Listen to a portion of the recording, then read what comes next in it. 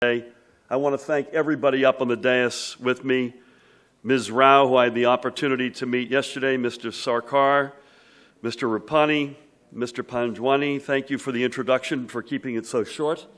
And I think most importantly, my dear friend of 22 years, Uday Kotak's father, Mr. Suresh Kotak. Honored to be with you, sir. I'm a huge fan of your sons. He actually hosted my delegation and I for dinner a couple of nights ago, and he's a dear, dear friend since 1997. So thrilled to be here. And I know he's left, but I want to also reiterate the Commerce Minister Mr. Goyal is a real force of nature. He and I had a terrific meeting in New Delhi. He's from Mumbai, and I think he's doing an extraordinary job. So I want to just give him a shout out in absentia, Minister of Commerce Goyal. I also want to thank the organizers, and I mentioned Mr. Sarkar and Ms. Rao. Thank you for your leadership. I also want to give a shout out to a person who was very helpful to us, Deputy Director Debalina Mukherjee. So thank you. 2 months ago, I had the privilege of speaking before the Asian Indian Chamber of Commerce in my home state of New Jersey. This year, the Chamber is celebrating its 25th anniversary, and in fact, I'm missing their anniversary gala because I'm on this recruiting mission right now in India to grow their membership. This milestone speaks not only to the growing strength of New Jersey's Indian business community, but also speaks to the growing importance of the strong bilateral economic partnership that exists between our two nations, and in particular between India and New Jersey. The success of the Asian Indian Chamber of Commerce in New Jersey sends the message that not only do Indian businesses want to be part of our state's economic future, but that we, New Jersey, want you as part of our future.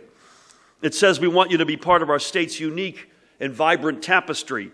And given the IACC's strong history and work to develop and grow the U.S.-India relationship, I know I've come to the right place. And for you, I believe you too will come to the right place in New Jersey. New Jersey is home to the United States' fourth largest Indian-American community, a community that numbers proudly at around 420,000. This makes the Indian community one of the fastest growing in our state. But when you dig a little bit deeper into that number, you realize it only tells half the story. When you look at the other states with large Indian communities, California, New York, Texas, they share two things in common. They have a lot more people, and geographically they're a lot bigger than we are in New Jersey. What that means is that this gives New Jersey, the United States, far and away, by the way, most concentrated Indian American community. In New Jersey, Indian culture and heritage is felt more. It's woven more densely and has a greater impact than anywhere else in the entirety of the United States of America. And it also means that the Indian business community has an outsized impact. The heartbeat of New Jersey's economy has long been our small business community, a community which increasingly reflects our growing ethnic diversity. Immigrants in New Jersey comprise 31% of all business owners and 47% of what we call Main Street businesses, the businesses located in our many historic downtowns. I'll give you an example. One of those immigrant business owners is a woman named Suchitra Kamath. Born, raised, and educated in India, she owns a printing company in Edison called Minuteman Press. Suchitra received the Rising Star Award at the annual New Jersey Immigrant Entrepreneur Awards last autumn. Her success story is not the only one. The businesses owned by the members of the Asian Indian Chamber of Commerce in New Jersey have a tremendous impact on the economic life, not just of their communities, but of our state and in every sector of our economy. Professional and financial services, hospitality and travel, retail, lawyers, physicians, and pharmacists. They create jobs. They support community investment and growth. Our administration, through the New Jersey Economic Development Authority, represented today by Wes Matthews in the back. Wes, raise your hand. Everyone check Wes out back there. All right, Wes, great to have you with us. One of the key partners in this mission, by the way, is the Economic Development Authority. The EDA is keenly focused on the distinct needs of our small and mid-sized business owners. But this focus is only one facet of what I know and what my team with me here knows that it will take to get our state's economy booming again. Yes, I want New Jersey to be the place where entrepreneurs from all over India come to start their businesses, but I also want New Jersey to be the first place you look to when you consider setting roots outside of India. I want New Jersey to be a state where foreign direct investment flows in record numbers. And one of the nations where we are increasingly focusing on, it should come as no surprise, is India. And this is for good reason. And by the way, we're having a fantastic week. 7 days, 6 cities, lots of jobs and interactions both at the state level as well as at the federal level. An extraordinary week. So India starts as New Jersey's 4th largest overall trade partner. This is an economic relationship that exceeds $8.3 billion annually, and it's a relationship that continues to grow. India will continue to be an essential partner as it is the 2nd leading source of foreign direct investment in New Jersey. Moreover, more than half, make sure you hear this now, more than half of all Indian foreign direct investment into the entire northeastern United States goes into New Jersey. And by the way, that's about 20% of our population and 20% of our economy. The case I make to you today is a simple one. India can be one of our leading partners in the reemergence of New Jersey's dominance in the global innovation economy. And in return, we can be one of your leading partners in growing the Indian economy. Of the top 15 Indian companies investing in New Jersey, nearly all inhabit sectors of the innovation economy. Pharmaceuticals, software and IT, bless you, telecommunications, and advanced manufacturing. And by the way, these 15 firms alone already employ something like 10,000 New Jerseyans. Now, to be clear, unlike some officials in the United States, I firmly believe that international trade and partnership is key to our economic future. We have great advantages in New Jersey. Of that, there is no doubt. I'll touch on them in a moment. But the simple fact is that no economy can grow entirely on its own. A strong economy needs outside investment. It needs partners. We cannot allow ourselves to have a protectionist and closed mindset, and that's why we are not achieving our goals. That's why I created an Office of International Trade and Investment within the New Jersey Economic Development Authority. By the way, Wes heads that, to focus on creating the foreign direct investment strategies that will attract greater investment to our state, as well as to liaise with the diplomatic and international business community in the greater New Jersey, New York area.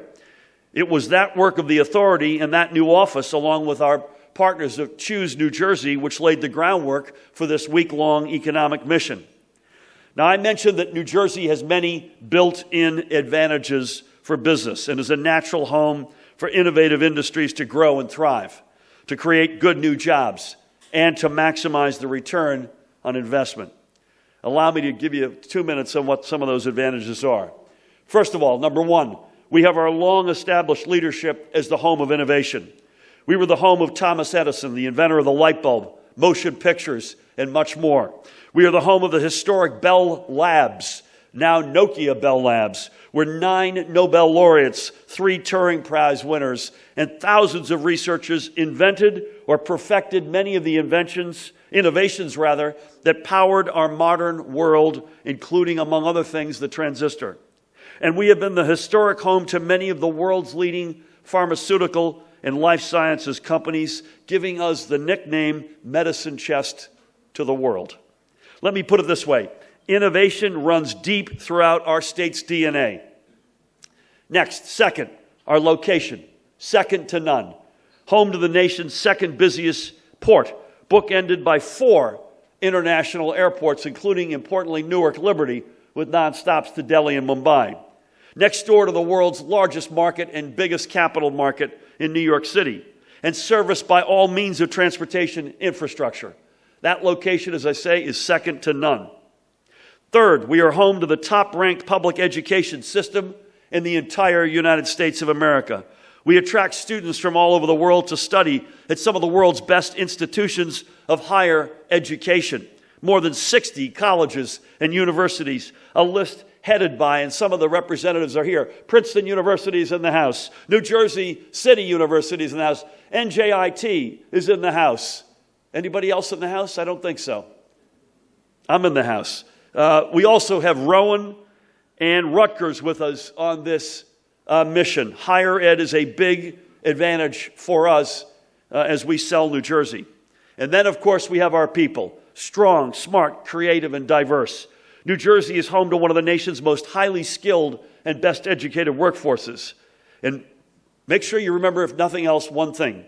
We are home to the highest concentration of doctorate and technical professionals per square kilometer anywhere in the world. In the world. All of this leads me to say the following with great confidence. There is no better place for innovation and innovative businesses than New Jersey. I'm joined on this mission by an extraordinary group. I mentioned Wes and some of the leaders in higher education. We have about 36 folks with us, including elected officials, business leaders, higher ed, and folks in our team. And I just want to say to each of them, it's an honor to be with you.